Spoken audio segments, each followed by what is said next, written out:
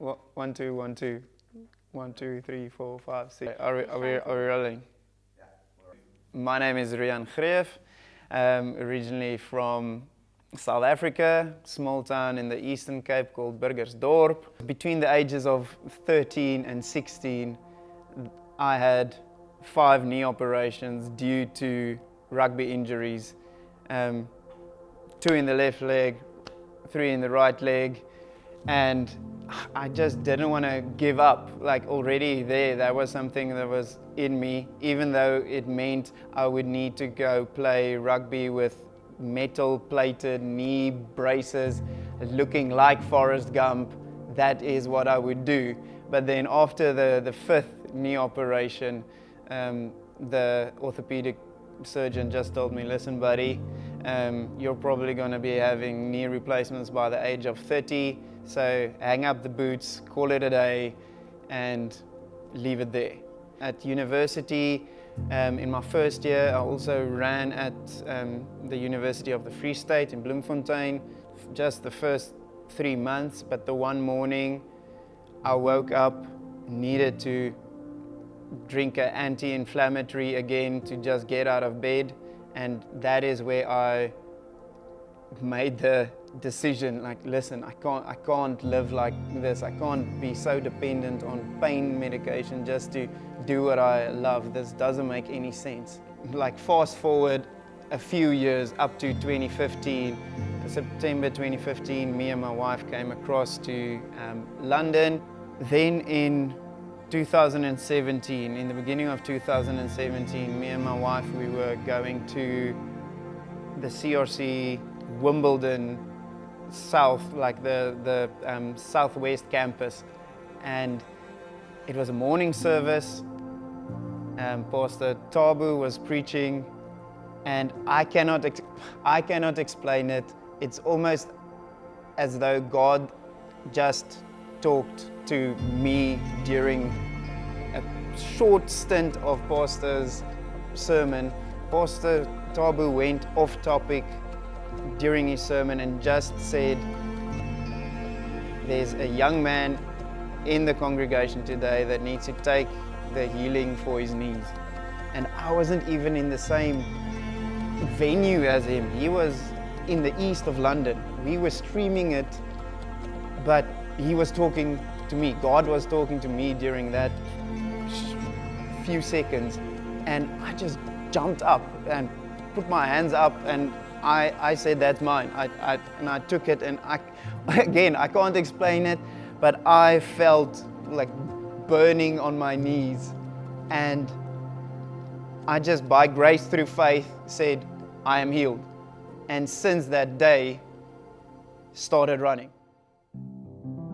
This year was amazing. It's an absolutely incredible challenge to be part of, an incredible journey. I feel we've accomplished something great, and just to see him do this thing, amazing experience. Seeing him push and get into that breaking point, and being there to help him push through. Expansion is what it's all about. What's up? Yes, man. Good to see you.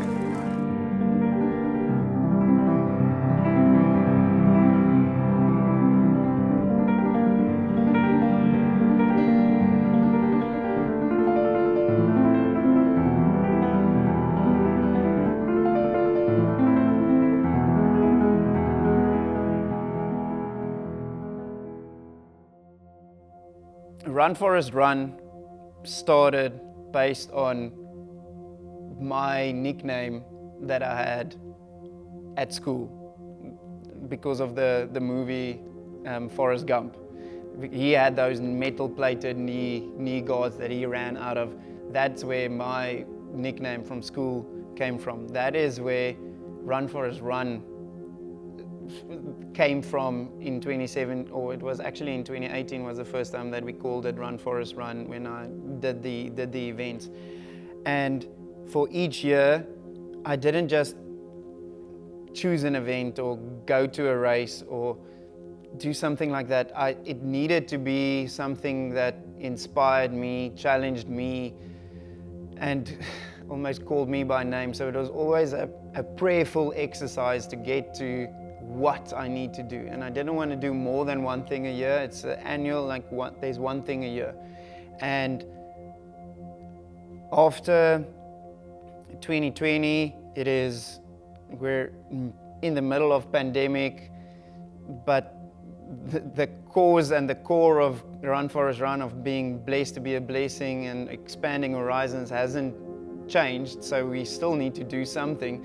And in come 2021, I still didn't know what to do. And then this challenge of it's called the Smog Graham round, which is a 300-kilometer route in and around London, through the 32 boroughs of London to high places of each of the boroughs. And that caught my eye because I believe there's spiritual significance in taking ground, like we read in Joshua, God promising wherever you put your feet, that land will be given unto you. And taking high ground, especially those two things were very significant for me. And the cool thing about the route itself was also it was created to connect the green parts of London with each other. And so 150 kilometers is trail running, and 150 kilometers is connecting roads to get to the next green area. And so all of that combined was amazing for me, but I needed to then also think about how am I getting more people involved in this, and that was a head scratcher. But then again, through prayer, it came that the slogan of this year is expanding horizons, running for good. And I wanted people, whether you're a couch potato or what, if you just like Pilates or something like that, come and go and do the furthest that you've ever run. You don't need to do the 300 craziness that I'm doing, but do the furthest that you have ever done, because that is inspiring. And through that, we were able to pull together a little more than 60 people, not only in London, but in South Africa and Australia, people that said, yes, I can get behind this, and also ask my platform of people to engage and raise funds with me to support JAM. Joint Aid Management is one of our global relief partners who serve to provide life-saving interventions and development projects in African countries as they help Africa help itself to fight hunger and malnutrition. When it all started back there in 1984 in Pombara, when I was stranded there for 10 days, and more than 30 people were starving to death every day, and children were dying. There were those 320 orphans that had been found amongst the dead bodies of their parents. It was a total life-changing time that actually was what started JAM. It's what actually put us on this road, on this journey. Yeah, and I remember when you came home, I was just so happy that you were alive, not knowing what had happened, no communications, no way of connecting with you. Sometimes we forget what the situation was like 30 years ago. He then stood in the gap and said, here I am, God, use me. And how JAM has grown significantly since then and has a daily impact in millions of people's lives. And what I connected the two from there on out.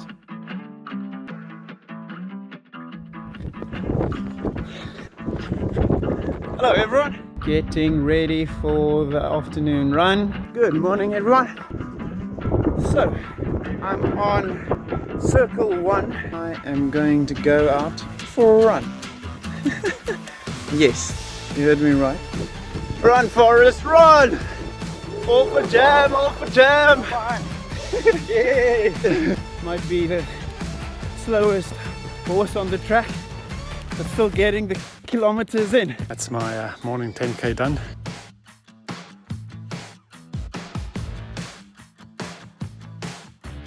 It's a special run because I'm getting the privilege to share it with my favorite food type, lamb chops. So it turns out running is not just about running. Come mama.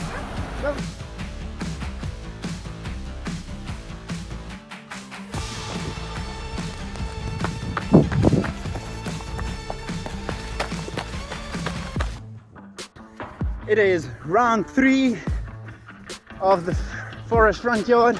Quite awesome atmosphere. There's still a lot of time to join us. I'll be here for 16 hours. When things aren't going your way, but when you then still decide to get up, get going, get out of the door, because you know there's purpose. I want a God idea that people can buy into and participate, and that's where the 300 expansion challenge was birthed. I would say it was birthed through prayer, and my vision was to bring even more people in so that we can impact more people, and more people can be impacted by what we're doing.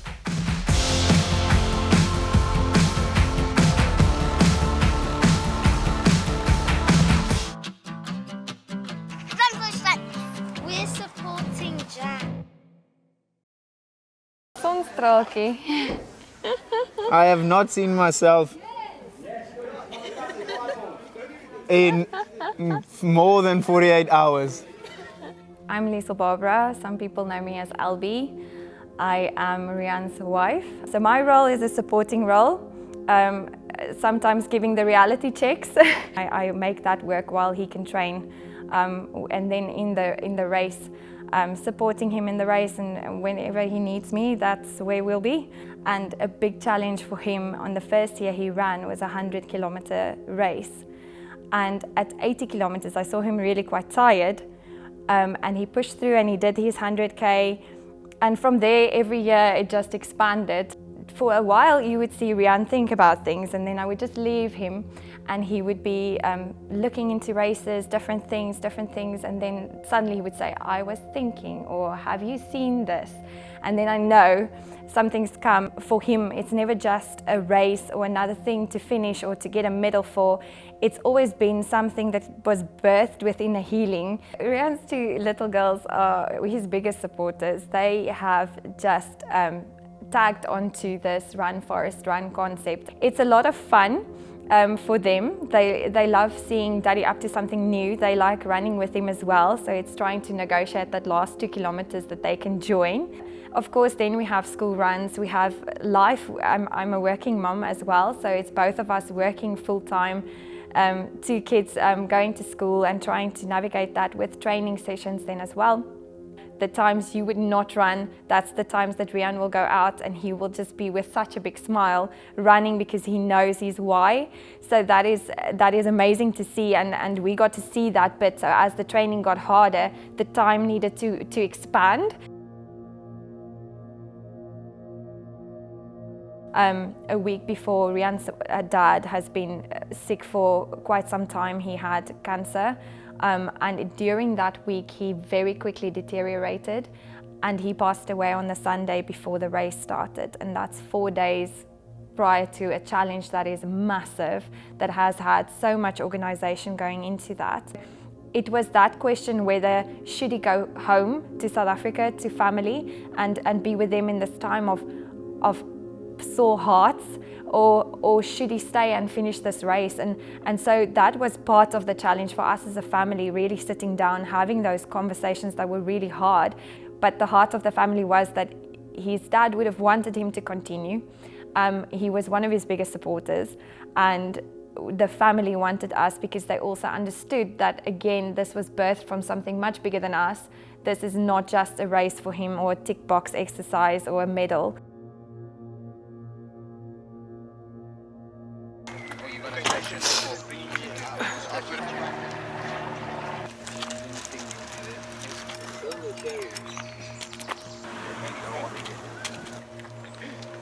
Yes, but no. 20 seconds. No. The tracker is in there. So the first day I can remember he was about 30 kilometers in, and we had this beautiful lavender field where we were waiting for him. And it was just it was so pretty there, and he was doing his 30 and he was still looking great, and he had a quick pit stop there. Had a laugh because he said 10 minutes and then we need to leave, and everybody was sort of thinking yes, 10 minutes, but on the 10-minute dot he left and people were running behind him to catch up, and that just showed the seriousness of keeping to time within the run and the challenge. Okay guys, 5 minutes on the clock. The crew had to be so sharp in every break point, because if they decided they would like some coffee or they needed something else, the message would come in about 5 minutes out. What? Take one. That'd be perfect.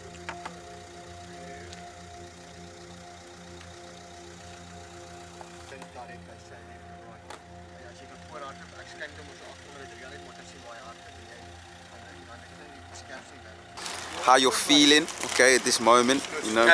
Still doing well. It's like 83 kilometers. Still good, and we've got the best support crew. Come on, We are very blessed. Awesome, awesome. So just a little more than 70% still to go. Livingston is indeed so, and Rihanna's taking a bit of a nap. But this is our crew members. Yeah, AD, as you can see, he's going strong.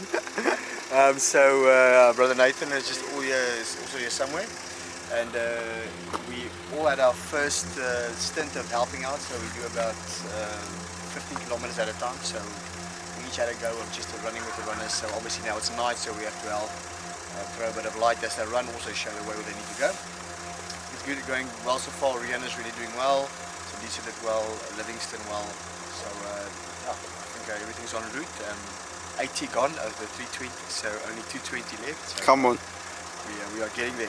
The Friday we had to do the school run, and then I had the little one with me, and we travelled up north via the Dartford crossing to get to Rehan, and he was at his most northern points at that point, and I think it was just past 110 kilometers in. He had breakfast in the morning, but then shortly after that he started becoming sick.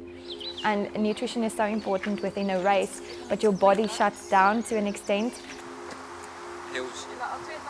A little bit off-road, a lot off-road. That's right. And the man them with me. All for jam, baby. That's right. Donate. Let's go. Follow the link. £5, feeds a child. Let's go. Do it. Steady. Oh, you right? The aim was always the fundraising for JAM. So to reach that target, they haven't reached yet at that point. It was just a heaviness overall, and I could feel him running with that burden. So when I got to him, I could see he's so burdened, he was really, really heavy, and he still has more than half of the race or challenge to go. So we prayed, we lay hands on him, we prayed, and really just felt that burden shift and that heaviness shift so that he can run freely and without that heaviness, because God says that his burden is light, and so we can cast our burdens onto him, and that's what we did in that moment, is really intercede for that. We thank you for cells rejuvenating, muscle strengthening, Lord, muscle tendons releasing and relaxing in the name of Jesus. We thank you for a fire, a renewed fire in his belly, Lord, so that he can run and he knows why, Lord. No, I think it's I know if I have a feeling when he needs me to be there, and I think not to be able to get there quick enough is probably the one thing I would be driving thinking I'm almost there. I'm almost there. During that Unplanned. time also how she prayed for me, interceded for me, and just helped me through some very dark spots. So even in the dark there was light. The time is currently 9:31. Rehan is about to head off. We're currently on 195 kilometers, so the body's feeling it. We got 105 left to go, so he's fueling up. currently in East Ham. Ginge, anything for the camera, any feedback, anything you got to say? I'm super excited for my second stint. Let's do Just it. supporting. Let's go for it. Let's go for it. By the evening, I could hear by my calls to him that he was starting to worry about this, and this is affecting the way he's taking this challenge on, 200 kilometers plus. I asked him whether he needs me to come, because I wasn't planning on coming that night. He has the support crew, and he hesitated, so I said, okay, I'm coming. So I knew I had to go, had to make a plan with the kids, and we had lovely friends that I drove to Woking for, and I could literally leave them there with them. Drove back into London and had the most interesting date night of my life, where we did a 16-kilometer run in the middle of the night. I ran with him because I knew that I can't just meet him at the next stop. He really needed me there, praying for him with him, and really just that was a mindset that he had to at that point overcome. Of course, as well, that leg was the leg that it was raining hard. The rest of the race, it was okay weather, sometimes quite hot. That night it rained, but at 215 kilometers I would need significant amount of prompting to tell me to go on. And I know everybody was exhausted by then because it's very little sleep. With Rhiannon sleeping, he always tells everybody that he will only sleep for 20 minutes at a time. A day and a half into a race, that's not enough to sustain you. So at that point, after our long run, for me, long run, by then it was 200 and something kilometers for him, he had to take a longer break. So he had runners who did their first 100 kilometers with him as well along the race or challenge, and it was also good to see their energy come in and their fresh legs, and Tian was running with him as well at the end. Sindiso was running with him in the beginning, and so just to see them as well, and they are awesome because they were supporting each other. He would walk for a couple of 100 meters or so, and then he would pick up his own legs to start running again. And that is something that just says so much about him and this challenge. There's nobody saying, go on, do this next, or do further, or go more. It's him internally being able to put that strength into that next step to go into a run. And I saw that nobody had to tell him, he had to tell me, we're running again.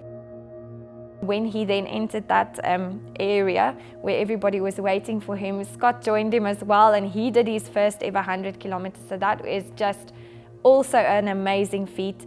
And we had the family on FaceTime, so they were running in with him. They got to see that finish, and it was just such an emotional moment of accomplishment, because the why was to raise the funds. We managed to hit that target on race day, on that final day that was reached, and so that was such a big celebration. We also managed to finish the challenge well within the time frame, expected time frame, and so and then we had the family there as well to celebrate with him, and it was really just such a special day. That's just an inspiration for me.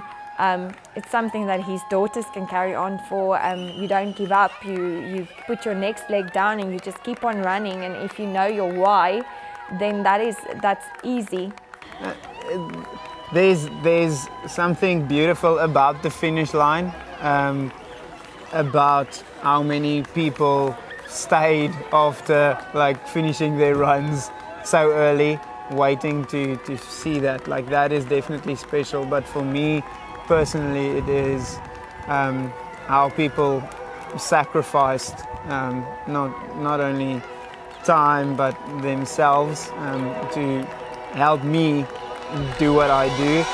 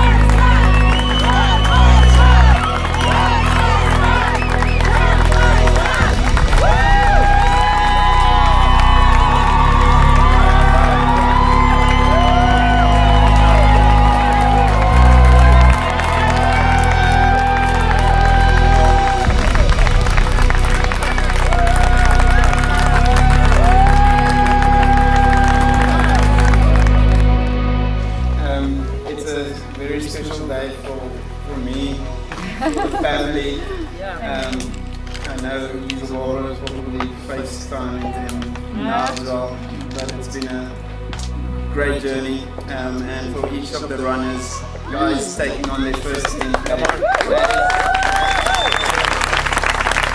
taking on their first 100K. And everything in between, the entire thing is about expansion, expanding what you thought is possible. And I hope that just through this, you will you will continue to grow, expand, and push boundaries. Amen. Thank you, everyone.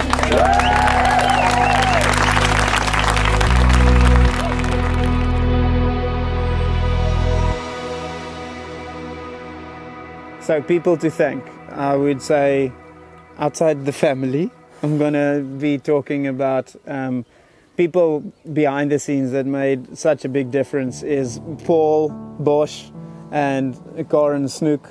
They were the race day directors and the support captains, and what they did and brought was just incredible. The energy and just the effectiveness in how everything was run made everyone feel welcome, and that made us really be very efficient in what we did. They made race day special for every runner. If you did a 10K or if you did a marathon, it was special for everyone. So it was amazing. Then all the support crew that were with me, each of those cyclists, each of the runners. Logistics. All the logistics behind it. Listen, it's crazy. And the amount of hours they did not sleep and could have done something much nicer or couch related. I want to thank them for that and being part of this expansion challenge. Then every single runner that challenged themselves, whether it is a 10K, whether it is their first marathon or ultra marathon, that is such an incredible journey and story that they can tell. This is such a massive thing, and there are so many people and tiny detail, you guys on media, yes, and his sister back in South Africa doing the Run Forest Run social media as well, and CRCLondon for 100% backing this and just supporting, and Jam UK that came alongside, shared, and just this is it's so much bigger than we can actually thank everybody for. It's just amazing. Every prayer, every bit of support, amazing. That's a wrap. Thank you so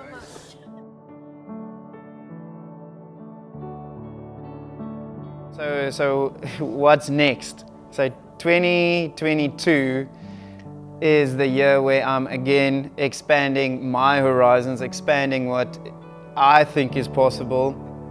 Triathlon. So the plan is to do 3 triathlons, full distance triathlons, so 3.8 kilometer swim, 180 kilometer cycle, and a 42.2 kilometer run, which is a full marathon.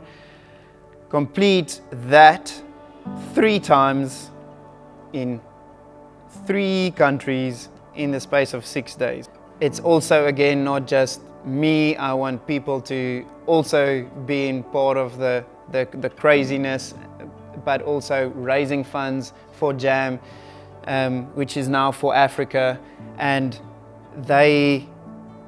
we raised £50,000 last year. The goal this year is £100,000. So we're expanding, we're stretching our faith, we're stretching what we think is possible, and we're believing God for miracles. I'm challenging myself to start swimming, start cycling, and continue running through the triathlons that I'm going to be taking on. But the cool thing is Jam has also rebranded since April 2022 from Joint Aid Management to ForAfrika. And this is an amazing transformation in how they want to get their message out, as not just being aid, but being Africans that want to see an Africa that thrive. They are coming alongside the local people of each of the countries that they're involved in and taking hands with the community to uplift the community. They're not just there to give handouts, they come and they're standing alongside them, and that is beautiful. They are for Africa.